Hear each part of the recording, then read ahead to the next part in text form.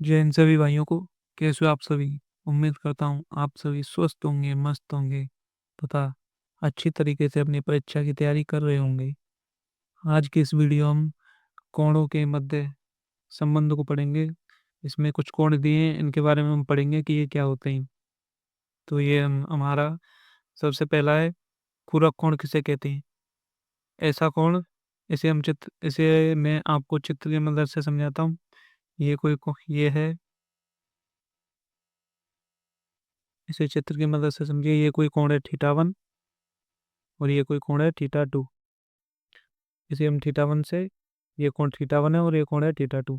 जब इन दोनों का योग 90 डिग्री हो जाए, यानी कि थीटा 1 प्लस थीटा 2 का योग 90 डिग्री हो,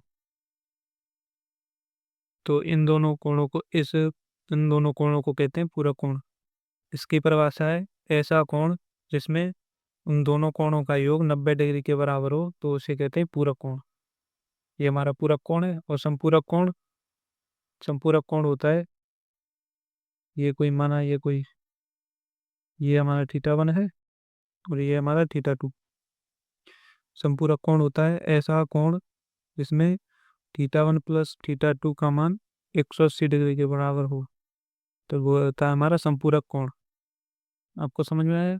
पूरक कोण होता है इसमें दो कोणों का मान 90 डिग्री के बराबर हो, तो वो कोण आपस में पूरक कोण कहलाते हैं।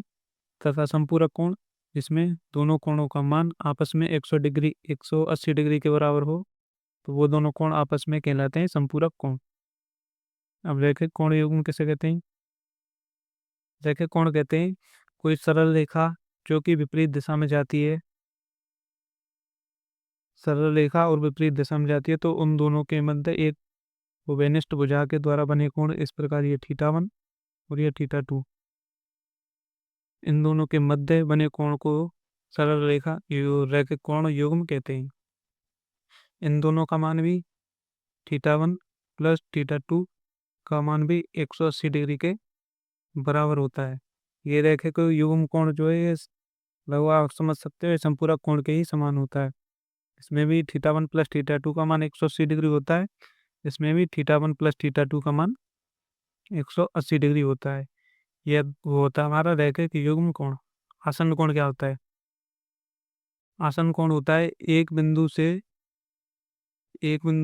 बने, एक बिंदु पर एक ओवेनिष्ट भुजा के द्वारा बने कोण। इस प्रकार ये देख सकते हो, ये एक बिंदु है। इस प्रकार ये बना एक थीटा 1 और ये बना हमारा दूसरा थीटा 2 और एक ओवेनिष्ट भुजा है, इसे हम नाम दे देते हैं ये भी।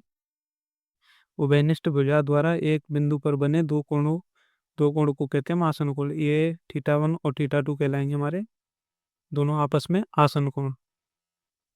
ये होते हमारे आसन कोण। इतना समझ में आया आपको? ये होते हैं हमारे आसन कोण। शीर्षाभिमुख कोण। अब आते हैं हम शीर्षाभिमुख कोण पर।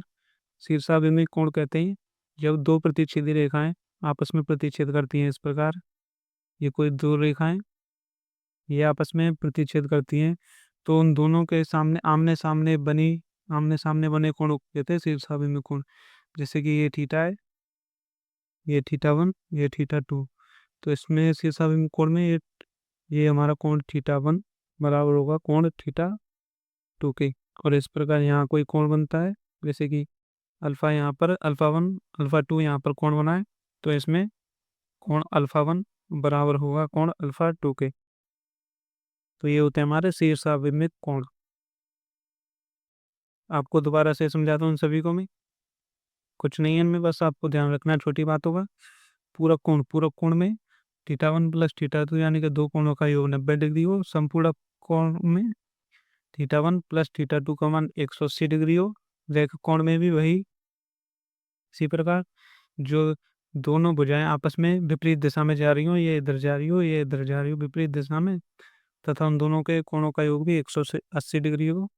और आसन्न कोण जिसमें एक भुजा उभयनिष्ठ हो तथा दोनों का शीर्ष बिंदु एक ही हो, वो थे हमारे आसन्न कोण।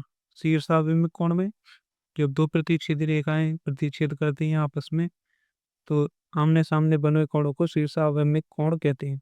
जैसे कि थीटा 1 बराबर है थीटा 2 के और अल्फा 1 बराबर है अल्फा 2 के।